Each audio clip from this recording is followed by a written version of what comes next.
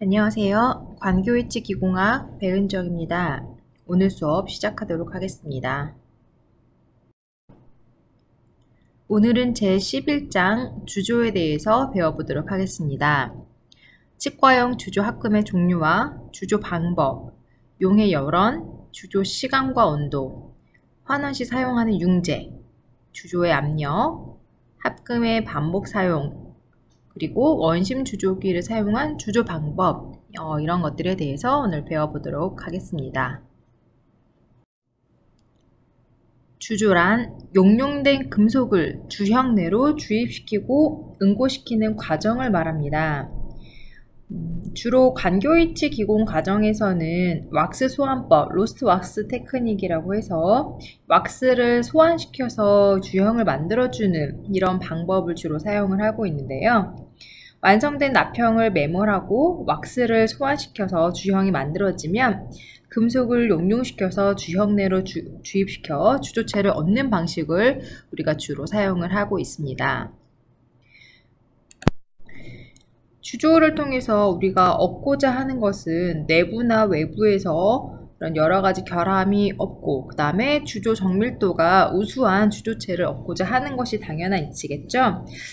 물론 이렇게 완벽하게 우리가 원하는 대로 주조가 되면은 가장 좋겠지만, 사실 주조 정밀도에는 어느 정도 한계성을 가지고 있다라고 보고 있습니다. 우선 납형을 금속으로 제작하는 과정에서 일어나는 여러 가지 이제 물리적인 현상이 나타나거든요.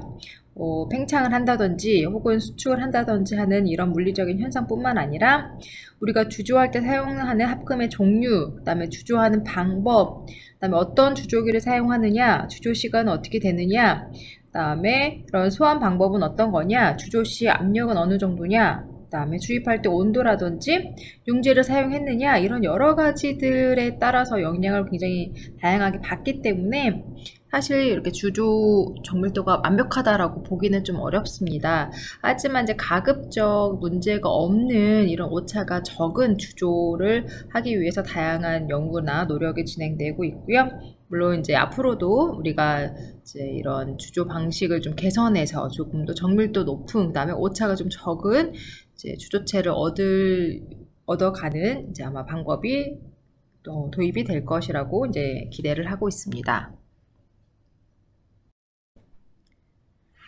치과형 합금의 종류를 먼저 보도록 하겠습니다. 다양한 종류가 있겠죠. 귀금속, 그 다음에 반귀금속, 그 다음에 비귀금속, 이렇게 크게 세 가지로 구분을 하고 있습니다.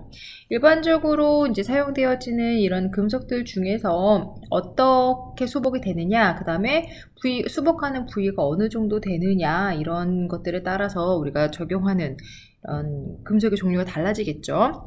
또한 우리가 사용하고자 하는 보철의 종류, 적용하고자 하는 이런 보철의 종류에 따라서도 당연히 이제 사용하는 합금의 종류가 달라질 수가 있겠습니다. 먼저 귀금속 합금에 대해서 보도록 할 건데요.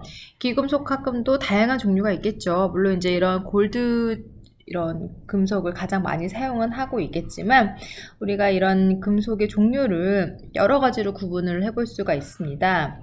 그 중에서도 경도 및 이제 기능에 따라서 먼저 분류를 해볼 건데요. 즉 우리가 사용하는 이런 주조금속 조성에 따라서 물리적 성질이 어떻게 나뉘어지느냐, 그거에 따라서 또 용도가 달라질 수도 있겠죠. 그래서 이제 좀 물은 강도를 가진 골드, 즉 골드 함유량이 높은 걸 얘기를 하겠죠. 이런 금속 같은 경우에는 수복 부위가 그렇게 넓지 않은 인레이라든지 좀 수복 부위가 작은 싱글 크라운 정도에 주로 사용을 하겠고요. 이거보다 좀 범위가 수복하는 부위가 좀 넓거나 할 경우에는 이제 금 함량은 조금 낮은 이런 금속이 사용이 될 것이고요. 만약에 수복하는 부위가 넓거나 이런 크라운의 개수가 좀 많아진다, 싱글이 아니라 브리치 크라운을 사용할 것이다 라고 할 경우에는 그것보다 훨씬 더 골드 금 함량은 적어지겠고 다른 금속의 이런 함량이 높아지겠죠. 그리고 만약에 뭐 파셜 덴처의 프레임이라든지 이럴 경우에는 너무 연한 성질을 가지면 안 되겠죠. 쉽게 구강 내에서 변형이 올 수도 있기 때문에 이럴 때는 이제 금속의 골드의 함량을 좀 낮추면서 강도 부분에서 좀 어느 정도 역할을 기대할 수 있는 합금을 적용을 해서 이렇게 사용을 하고 있습니다. 즉 사용되어지는 이 금속의 함량이라든지 그 금속이 갖고 있는 물리적인 성질에 따라서 구분이 이렇게 1, 2, 3, 4 타입 1, 2, 3, 4라든지 그다음에 소프트하냐, 그다음에 하드하냐 이런 물리적인 특성에 따라서 충분히 구분을 해서 사용을 할 수가 있다라는 것이죠. 그리고 색과 그 다음에 성분에 따라서도 분류를 할 수가 있겠는데요. 골드가 갖고 있는 특유의 색깔이 있죠. 이런 노란빛을 띠는 색상이 있는데 골드 중에서도 우리가 이제 옐로우 골드가 있을 것이고 또 화이트 골드도 있겠죠. 팔라디움이나 이런 것들이 얼마나 첨가가 되어 있느냐에 따라서 골드의 색상이 좀 달라질 수가 있겠는데요. 우리가 흔히 잘 사용하는 그 다음에 잘 알고 있는 골드 같은 경우에는 주로 옐로우 색을 많이 띈다라고 보고 있습니다. 그래서 옐로우 골드 같은 경우에는 금의 함량이 약 한 60% 이상이 되는 황금색으로 좀 볼 수가 있을 것이고요. 화이트 골드 같은 경우에는 금 함유량이 50% 이상인데 색상은 황금색이 아닌 흰색입니다. 그 이유는 바로 팔라디움이라든지 실버가 이제 들어가기 때문에 이 성분에 의해서 색이 좀 하얗게 나타난다라고 보고 있고요. 로우 골드 같은 경우에는 우리가 다른 말로 이코노미 골드라고도 표현을 합니다. 그 이유는 금의 함유량이 60%보다 적은 약 한 40에서 50% 사이대 42에서 55%라고 이제 되어 있는데 이렇게 좀 적은 금 함유량 갖고 있기 때문에 우리가 이제 좀 경제성 있는 골드다, 이코노미 골드다라고도 얘기를 하고 있습니다. 그리고 실버 팔라디움 알로이 같은 경우에는 이제 실버의 함유량이 한 70% 정도가 들어가고요. 팔라디움 함유량이 20%를 함유를 하고 있습니다. 그렇기 때문에 이것 같은 경우에도 약간 색깔은 흰색을 띠게 되겠죠. 그 다음에 팔라디움 실버 알로이 같은 경우에는 팔라디움이 주성분이기 때문에 색깔은 당연히 흰색을 띠고 있겠고요. 이제 주로 적용하는 보철 같은 경우에는 이제 도제용 용착 가끔 사용할 때 이때 이 팔라디움 실버 알로이를 주로 사용을 하고 있습니다. 그만큼에는 금 이외에도 백금, 팔라디움, 동, 은 이런 다양한 이제 금속들이 섞여가지고 그 퍼센테이지에 맞게끔 섞여서 이제 제 역할을 하고 있는데요. 그랬을 때 각각의 그 주성분들이 하는 역할이 무엇인지 보도록 하겠습니다. 먼저 금인데요. 변색과 부식에 대한 저항성을 증가시켜주고 연성, 전성, 늘어나는 성질을 말하는 것이죠. 이런 연성과 전성을 증가시키고 만약에 우리가 이 금을 사용할 때 동과 함께 넣어서 같이 사용한다라고 할 경우에는 열 처리도 가능하게 한다는 이런 특징을 가지고 있습니다. 그 다음에 색상은 황금색을 띈다라는 특징을 가지고 있고요. 백금 같은 경우에도 변색과 부식에 대한 저항성을 증가시켜주고요. 강도 및 경도를 높여준다라는 특징을 가지고 있습니다. 그리고 역류점도 좀 증가시켜준다라는 특징이 있고요. 동과 함께 사용할 경우에는 이제 경화 열 처리가 가능하면서 또 색깔 같은 경우에는 흰색을 띈다는 특징을 갖고 있습니다. 팔라딘 같은 경우도 변색과 부식에 대한 저항성을 가지면서 강도, 경도, 용융 범위도 증가를 시키지만은 아무래도 그 특징, 이런 부분에 대해서의 성향적인 부분은 금이라든지 백금보다는 조금 다소 이제 못 미치는 정도에서 이제 이런 저항성을 가진다, 이제 이런 특징을 가진다라고 보고 있고요. 사용할 경우에는 이게 좀 팔라딘 같은 경우에는 다른 금이라든지 백금에 비해서는 가격이 좀 저렴한 편이기 때문에 우리가 백금 대신 사용할 때 이 팔라딘을 주로 사용을 하고 있습니다. 동 같은 경우에는요, 합금의 강도와 경도를 증가시켜 준다라는 특징을 갖고 있고 열 처리도 가능하게 합니다. 다음에 용융 범위도 좀 낮춘다라는 특징을 가지고 있고요. 이 동을 사용할 경우에는 이제 그만큼하고 같이 사용했을 때는 색이 좀 붉게 변한다라는 특징이 있고 부식이라든지 변색에 대한 저항성이 좀 다소 낮아질 수 있다라는 단점은 존재를 합니다.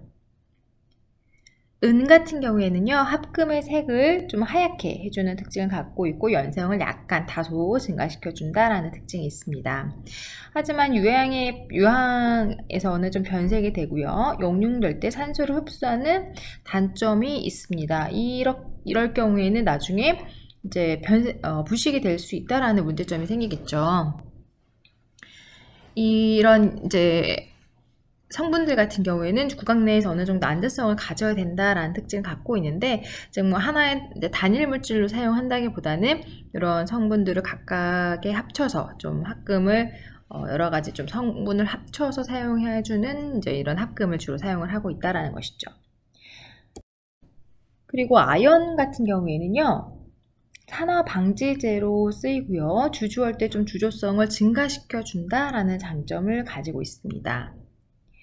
이리듐은 금합금에 적용할 경우 아주 작은 양, 0.005%의 이런 적은 양만 첨가를 해도 이제 결정립의 크기를 감소시키면서 연성 및 강도의 균일성을 개선시켜준다라는 특징을 가지고 있습니다.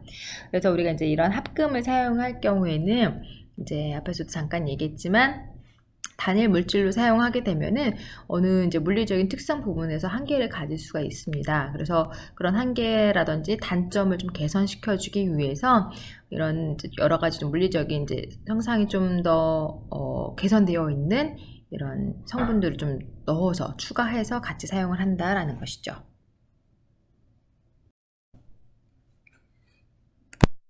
반귀금속 합금에 대한 특징을 보도록 하겠습니다.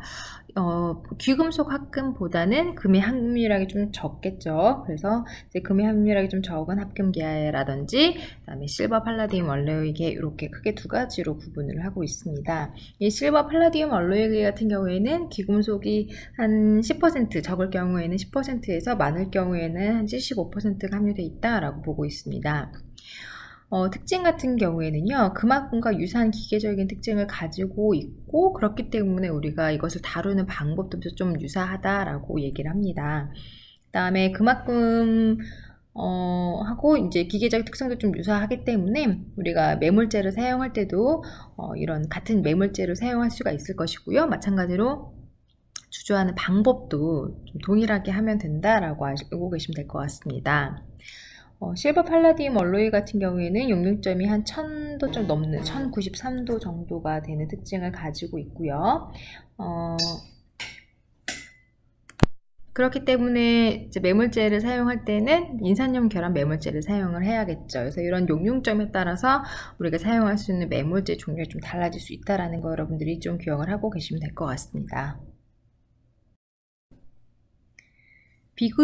비귀금속 합금에서는요, 금속 함유량이 훨씬 더 줄어들겠죠. 그렇기 때문에 이런 국소이치라든지 이제 총이치에서 적용하는 금속 구조물을 만들 때 주로 사용을 하고 있겠고요. 물론 여기에만 적용할 수 있느냐 그건 아니고 이제 관교이치용으로도 우리가 충분히 사용할 수 있게 이제 개발이 되고 있습니다. 국소이치나 총이치용 금속 구조물로 사용할 때는 코발트 크롬 알로이라든지 니켈 크롬, 코발트 크롬 니켈, 그 다음에 철과 크롬 알로이 이런 합금을 주로 사용을 하고 있고요. 관교이치 같은 경우에는 크롬 코발트, 그 다음에 철 크롬 이런 알로이를 이제 적용을 하고 있습니다. 이 비귀금속 합금의 장점을 한번 보시면요, 우선 무게가 좀 가벼우면서 기계적인 성질이 우수하다라는 장점을 가지고 있습니다. 기계적인 성질이 우수하다라는 것은 그만큼 강도도 우수하고 그 다음에 이런 부식이라든지 그런 것들이 훨씬 더 금합금에 비해서도 좀 높다라는 장점을 가지겠죠. 그리고 금합금에 비해서는 당연히 가격도 저렴하다라는 장점을 가지게 됩니다. 하지만 우선은 이 융점 자체가 높기 때문에 우리가 이 금속을 사용해서 주조를 한다든지 할 때 쉽지가 좀 않겠죠. 그만큼은 이제 낮은 온도에서도 잘 녹겠지만 이 비귀금속 같은 경우에는 융점이 높기 때문에 이 금속을 완전히 용융시키려면은 이제 고온을 가해줘야겠죠. 근데 이 고온을 가할 때 잘 하지 못할 경우에는 이런 조금 이 온도가 너무 높아지게 되면 나타날 수 있는 여러 가지 문제점들이 있죠. 뭐 가스가 나올 수도 있다든지 금속이 아예 타버릴 수도 있다든지 뭐 이런 주조 시기를 놓칠 수 있다든지 그다음에 뭐 완전히 용융되어야 하는데 완전히 용융되지 못한 상태로 주조가 이루어진다든지 하는 여러 가지 이제 좀 경력이라든지 실력 부족에 의해서 나타날 수 있는 문제들이 있기 때문에 조금 우리가 이제 작업하기가 작업성이 좀 낮다라는 단점을 좀 가지고 있습니다. 그리고 이 비귀금속 합금에 들어가는 성분들과 그 다음에 그 성분들이 하는 역할을 좀 보면은요, 우선 크롬 같은 경우에는 부식에 대한 저항성을 증가시켜 준다라는 특징을 가지고 있습니다. 그 다음에 코발트 같은 경우에는 강도, 경도, 탄성 계수 및 융점이 낮아지면서 연성을 증가시킨다라는 장점을 가지고 있습니다. 그다음에 니켈 같은 경우에는 강도, 경도, 탄성 계수 및 융점이 낮아지면서 마찬가지로 연성을 증가시켜 준다라는 특징이 있고요. 그다음에 카본 같은 경우에는 코발트라든지 이제 크롬 안에 형성된 물체 내에서 용해되고 탄화물을 형성한다라는 특징이 있습니다. 몰리브덴은 강도 및 경도를 증가시켜주는 특징. 그다음에 베릴륨 같은 경우에는 용융점을 낮춰주기 때문에 주조성을 증가시켜준다는 장점이 있거든요. 그래서 비귀금속 합금을 사용할 때 이 베릴륨을 첨가시켜서 사용을 많이 했었었는데, 이 베릴륨에서 독성이 있다라는 이제 연구 결과가 계속적으로 발표되고 있으면서 현재는 우리가 사용하는 이런 주조 합금에 베릴륨을 첨가를 하는 것이 금지되어 있는 상태입니다. 그래서 여러분들도 마찬가지로 아마 여러분들이 앞으로 사용하게 될 이런 비귀금속 합금에는 베릴륨에 대한 아마 성분은 거의 없다라고 보시면 될 것 같습니다. 망간에서는 산화 방지제 역할, 알루미늄도 마찬가지로 산화 방지제 역할을 하고요. 텅스텐 같은 경우에는 경도를 증가시켜 준다라는 특징을 가지고 있습니다. 이 비귀금속 합금 성분 중에서 베릴륨뿐만 아니라 니켈 같은 경우에도 현재는 이제 주로 거의 사용이 되어 있지 않고 있다 라고 말씀드릴 수가 있는데요. 우리가 이제 국소이치라든지 총이치용 금속 구조물을 만들 때는 주로 코발트 크롬이라든지 이제 뭐 이런 성분들 위주로 많이 사용된다라고 앞에서 말씀드렸는데, 관교이치용 같은 경우에도 코발트 크롬, 크롬 코발트 이런 합금을 사용하기도 합니다. 하지만 예전에는 니켈 크롬을 주로 많이 사용을 했었거든요. 이제 그 이유가 이런 관교이치 같은 경우 이제 캐스팅을 주조를 할 때 융점을 좀 낮춰줄 수 있는 특징을 가지는 게 바로 이런 니켈 같은 성분이겠죠. 그래서 이제 니켈이 들어간 합금을 썼었는데, 문제는 니켈 같은 경우에도 이제 알레르기성 피부 질환이라든지 이런 피부 근해염을 유발시킬 수 있는 원인으로 적용하고 있기 때문에 현재는 니켈이 들어간 비귀금속 합금도 거의 사용을 하지 않고 있다라고 보시면 될 것 같습니다. 그럼 치과 주조용 합금이 가져야 될 이런 요구 조건들이 무엇이 있는지 보도록 하겠습니다. 당연하겠지만 적당한 강도 및 경도를 가져야 된다. 강도 및 경도가 너무 강하다고 해서 좋은 것은 아니고요. 또 너무 무른 것도 문제가 있기 때문에 항상 적당한 적절한 강도 및 경도를 가져야 된다라는 것이고요. 이 적정하다는 수치는 구강 안에 들어갔을 때 파절이라든지 그런 문제가 없으면서 우리가 작업을 할 때 작업성을 좀 용이하게 해줄 수 있을 정도의 이제 물리적인 성질을 말한다라고 하는 것이고요. 부식 및 마모에 대한 저항성을 좀 가져야 될 것이고, 이제 구강 안에 삽입되었을 때 타액에 의해서 변색이 되지 않아야 된다라는 특징. 그다음에 적절히 낮은 용융 범위를 가져야 된다. 용융 온도가 너무 높을 경우에는 앞서 얘기했던 것처럼 이런 주조 실패의 원인으로 좀 작용할 수가 있기 때문에, 그다음 주조하기가 좀 어렵다라는 이제 특징도 있기 때문에 조금 용융 범위가 낮으면은 이제 너무 낮다기보다는 적절히 낮을 경우에는 우리가 주조하기가 조금 더 용이하겠죠. 그다음에 적절한 주조 수축을 가져야 되는데, 보통 이런 선형 수축에서는 1.25%에서 1.4%를 우리가 적절한 수치다라고 얘기를 하고 있습니다. 그리고 마지막으로는 경제성이 있어야 된다. 너무 고가일 경우에는 사용하기가 좀 쉽지 않겠죠. 그럴 경우에는 이제 환자가 가지는 부담이 좀 클 수가 있기 때문에 적절한 너무 고가지 않은, 너무 비싸지 않은 정도의 경제성이 있으면 좋겠다라는 의미로 말씀드렸습니다. 그렇다면 이번에는 주조 방법에 대해서 배워보도록 하겠습니다. 주조를 하기 위해서 필요한 도구가 있겠죠. 장비가 있겠죠. 바로 주조기입니다. 이 주조기라는 것은 용융된 합금을 주형내로 주입하고자 할 때 사용되어지는 장비다라고 볼 수 있겠고요. 주조 시 사용되어지는 압력에 따라서 우리가 증기압이라든지 그다음에 가스압, 대기압, 원심력 등 다양한 종류가 있는데 보통 뭐 한 가지만 사용을 해도 되겠지만 최근에 나온 이런 주조기 같은 경우에는 여기 나와 있는 이런 압력들을 좀 다양하게 복합적으로 사용을 해서 제작된 주조기가 많기 때문에 그런 종류가 좀 다양하게 있다라는 것이고요. 그림에 보면은 우리가 이제 일반적으로 사용하는 원심 주조기, 그 다음에 최근에 많이 사용되어지고 있는 고주파 원심 주조기 이런 종류가 좀 다양하게 나오고 있다라는 것이죠. 그럼 주조 방법 중에서 먼저 압박 주조에 대해서 보도록 할 건데요. 이 압박 주조라는 것은 이제 최근에 나온 혹은 원심 주조기 이런 것들이 제작되기 전에 많이 사용되어 있던 방법 중에 하나입니다. 그래서 수증기라든지 압축 공기에 의해서 용융된 합금이 주역내로 이제 압입되는 방법인데요. 최근에는 거의 사용을 하지는 않지만 예전에는 이런 수증기 혹은 압축 공기 이런 것들을 사용해서 이제 사용을 했었습니다. 그래서 그때 많이 사용했던 방법으로는 이제 증기를 사용하는 증기 압력식과 증기 압력식도 이제 장비를 쓰느냐 혹은 손으로 이렇게 증기 압력을 주느냐에 따라서 좀 구분을 했었고요. 그다음에 이제 공기 압력식 이거 같은 경우에는 이제 컴프레셔에 의해서 이제 공기를 압축해서 그 압력을 이제 녹은 용융된 이제 금속에 가해서 주조하는 방법인데요.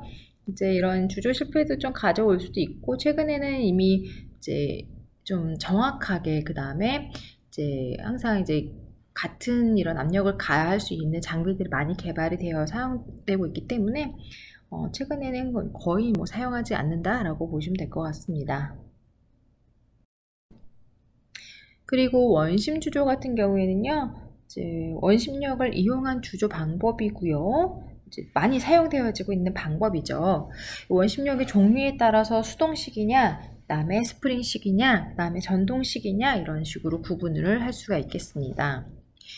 먼저 수동식 원심 주조기 같은 경우에는요. 수동으로 원심을 가하는 방법인데요.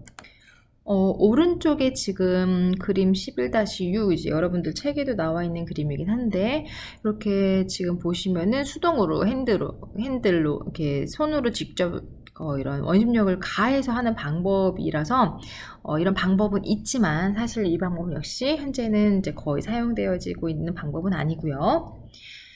그 다음에 스프링식 원심 주조기 같은 경우에는 이 방법은 주로 우리가 좀 많이 사용을 하고 있겠죠. 스프링 텐션을 사용을 해서 이제 하는 방법이고요. 이런 원심 주조기, 스프링식 원심 주조기를 사용해서 이제 주조하는 방법에 대해서는 뒷부분에 이제 그 단계별로 설명을 할 예정이라서 이렇게 그때 한번 다시 자세히 보도록 하겠습니다. 그 다음에 전동식 원심 주조기 같은 경우에는요, 모터의 회전에 의해서 원심력을 얻는 주조기다 라고 보시면 될 것 같습니다. 그래서 주조 합금, 우리가 이제 사용되어진 합금에 따라서 전기로 녹이는 이런 퍼네스가 달려있는 것들도 있고요. 그 다음에 고주파 용융 장치가 이렇게 달려있는 것들도 있습니다. 이렇게 원심력을 이용해서 주조를 할 때의 장점은요, 이제 같은 주조기 안에서도 좀 링이 작은 거, 그다음에 이제 적용하는 보철의 이런 크기라든지 개수 이런 거에 따라서 우리가 링 크기를 좀 조절을 하는데 그때 좀 작은 링을 쓸 수도 있고 또 이런 이제 국소이치라든지 총이치 같은 이제 링이 큰 것들도 모두 사용할 수 있다라는 장점. 그다음에 좀 편리하고 좀 설계라든지 작업할 때 작업 방법이 좀 단순하다라는 이런 특징을 좀 가지고 있습니다. 진공주조는 합금을 용융시킬 때 오염을 방지하고자 하는 목적으로 용탕이나 링의 주형을 진공 상태로 만들어서 주조하는 방법이다 라고 보고 있습니다. 용탕이 뭐냐면요, 우리가 이제 금속을 용융시키고 나서 주입하기 전에 그 상태, 금속의 녹은 상태를 우리가 용탕이라고 하는데, 이것을 이제 진공 상태로 만들어서 주조하는 방법을 말하고요. 대기 중에 있는 뭐 산소라든지 수소라든지 질소라든지 이런 유해가스라든지 그다음에 불순물이라든지 이런 것들을 좀 제거하면서 또 산화 발생도 좀 적게 발생한다라는 장점을 가지고 있습니다.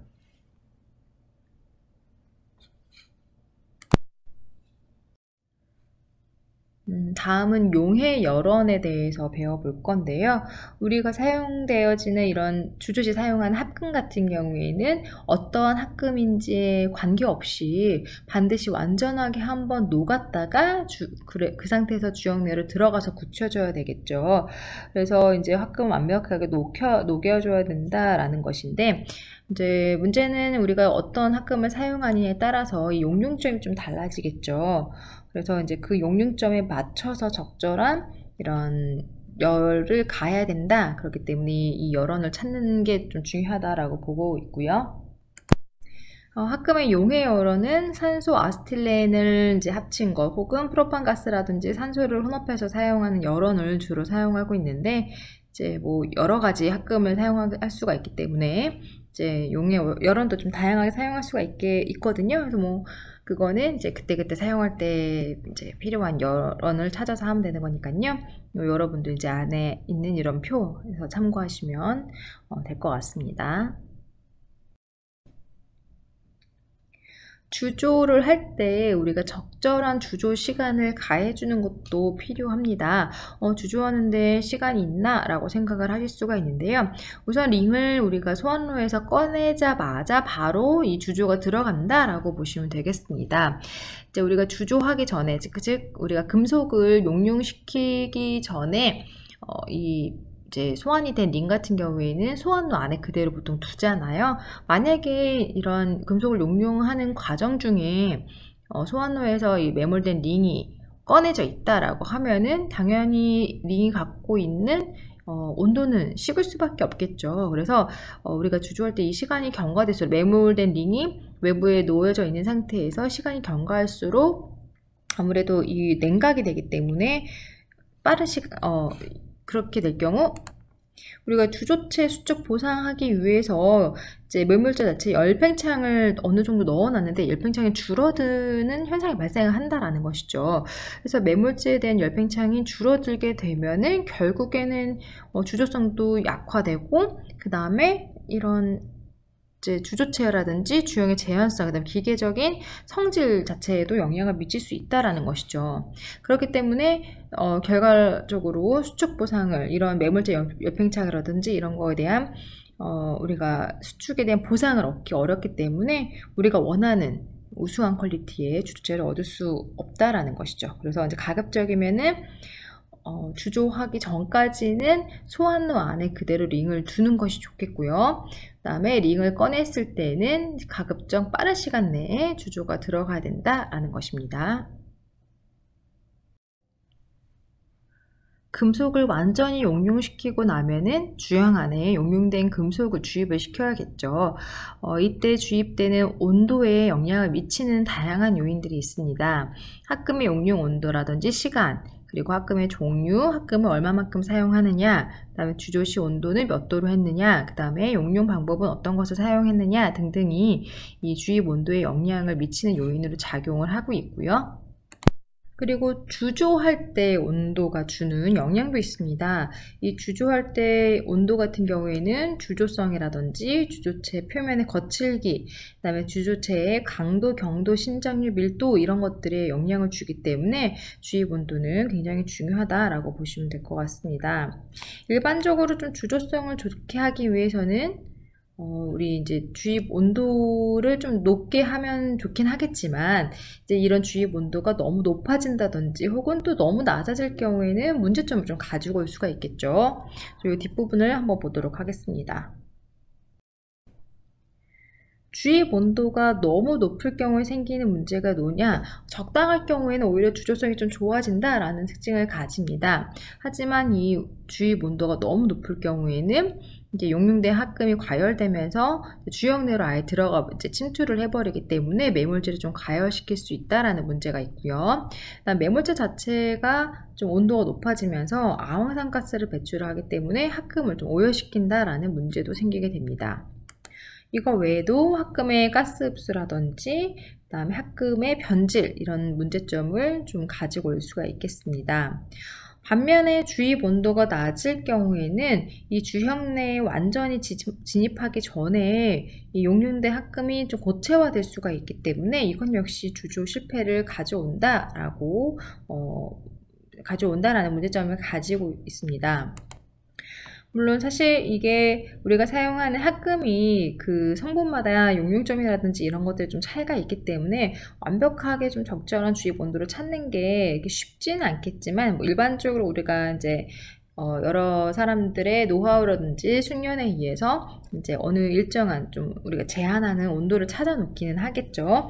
하지만 또 우리가 사용하는 주형의 크기라든지 그 다음에 그 보철의 크기라든지 또 형태라든지 이런 것들에 따라서도 달라질 수가 있기 때문에 이건 역시 정확하게 정답이 뭐다라고 본다기보다는 우리가 이제 좀 계속적으로 이런 주조 과정을 연습하고 이제 실습하는 과정을 거치면서 좀 숙련이 되게 되면은 그때 어느 정도 좀 제어가 가능하지 않을까라고 이제 보고 있습니다.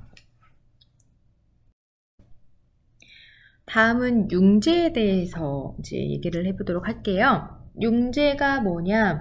우선은 합금으로서 어느 정도 좀 좋은 성질을 갖고 있더라도 주조를 하게 되면, 즉 한번 그 합금을 녹이게 되면은 우리가 앞에서 얘기했던 이런 우수한 성질들이 좀 안 좋아지는 경우가 생길 수도 있겠거든요. 이제 이런 이유는 주조할 때 사용하는 기구라든지 주조 방법이라든지 여러 가지 다양한 원인이 있긴 하겠지만 우선은 이런 문제가 생기지 않도록 하는 게 중요하겠죠. 그래서 이런 성질 악화를 방지하는 예방책 중에 하나가 바로 이 융제를 사용하는 것이다 라고 보고 있습니다. 융제가 하는 역할이 무엇이냐? 합금의 표면을 얇은 피막으로 덮으면서 합금의 산화를 방지시켜주는 목적을 갖고 있고요. 즉 용탕 그 앞에서 말했듯이 이제 녹은 금속을 말하겠죠. 이 녹은 금속과 녹은 금속이 이제 공기에 직접적으로 접촉하는 것을 차단하기 때문에 이런 산화막이 좀 생기는 것을 방지를 할 수도 있겠고요. 그 다음에 산소나 이런 것들이 이 금속 안으로 들어가는 것도 좀 막아준 역할을 합니다. 만약에 이런 가스라든지 뭐 산소 이런 것들이 금속 안으로 들어가게 되면은 기포가 생길 수도 있겠고 피놀이 생길 수도 있겠고 이로 인해서 결함이 발생을 할 수도 있겠죠. 그 다음에 좀 이제 비점이 낮은 성분이 있을 경우에는 오히려 증발할 수가 있는데 피막을 형성하면서 증발이 되는 것도 차단을 해주는 역할을 하게 됩니다. 또 융제를 사용하는 이런 목적 중에 하나가 합금의 유동성을 증가시켜주면서 주조성을 좀 좋게 해주는 이런 장점을 좀 가질 수도 있겠고요. 그다음에 경우에 따라서는 합금 속에 있는 불순물이라든지 가스를 일정 부분 좀 제거해주는 청정제 역할도 한다라는 것이죠. 그러면 이 융제를 언제 써야 되느냐? 그 전에 융제 종류를 먼저 좀 볼 건데요.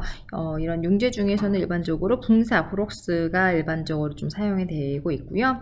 이 융제 융점 같은 경우에는 740도씨다 라고 보고 그 다음에 760도 정도가 되면은 좀 흐른성이 있는 유동성의 상태를 좀 가진다라는 특징이 있습니다. 그럼 이 융제를 언제 사용하느냐? 우선은 귀금속이라든지 이제 반귀금속인 경우에는 융제를 사용하면은 융제가 갖고 있는 이 장점인 역할을 좀 충분히 살릴 수 있다라는 특징을 가지고 있습니다. 하지만 금속 도제관 합금이라든지 비귀금속 합금에서는 이 융제 사용을 권하지는 않고 있습니다. 융제를 어떨 때 사용하느냐? 우선은 금속이 어느 정도 녹기 시작할 때 살짝 한번 뿌려주고요. 그 다음에 주조하기 직전에 한번 더 뿌려주면은 가장 적절하다라고 보고 있습니다. 그럼 얼마만큼을 넣어주면 되느냐? 이 사용량도 사실은 정확하게 얼마다라고 보기보다는 이제 뭐 우선은 너무 조금일 경우에는 완전히 삼남막을 제거하는 이런 역할을 좀 충분히 하지 못한다라는 한계가 있고요. 또 너무 많이 사용할 경우에는 융제 입자 자체가 합금 내로 들어가 버리면서 녹지 않고 들어가면서 강도를 낮춰주고 주조체 이제 표면을 좀 거칠어주게 하는 문제점도 있는데, 사실 우리가 이제 손으로 찝었을 때 아주 이제 소량 정도를 얘기를 하는데, 요것도 이제 조금 우리가 합금 사용되어지는 그 양마다는 조금 차이는 있을 수는 있습니다.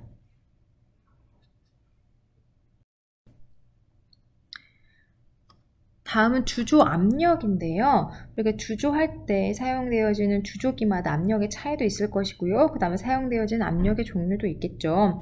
일반적으로 사용되어지는 압력 같은 경우에는 원심력을 주로 사용을 하고 있습니다. 이 주조할 때 원심력 같은 경우에는 너무 커도 안 좋고 너무 적어도 안 좋다. 이제 계속 적절한 이란 단어가 나오는데, 이 원심력이 너무 적을 경우에는 아무래도 주형 내에 있는 가스라든지 공기가 외부로 배출이 되지 않겠죠. 좀 힘이 약하기 때문에 배출시키는 좀 힘이 약해지면서 그 부분에 가스가 계속 차 있게 되면은 마진까지 이제 얇은 부위까지 완벽하게 주형 내로 금속이 들어가지 못하는 이런 문제점이 생기겠죠. 그렇기 때문에 이제 마진에 대해서 라운드 마진이라든지 아니면은 이제 백프레셔 포로시티를 좀 유발할 수 있다라는 문제점이 있습니다. 반면에 원심력이 너무 클 경우에는요, 이 합금이 주입이 되면서 이 원심력이 너무 크게 작용하니까 이 주형 벽을 때리는 힘이 생길 수도 있을 것이고요. 마찰력이 좀 강하게 될 수도 있을 것이고요. 그렇게 되면은 이런 마찰 저항이라든지 이런 것들에 의해서 이 매몰재 겉부분이라든지 좀 이제 엣지 부분이라든지 샤프한 부분이 깨져나갈 수가 있습니다.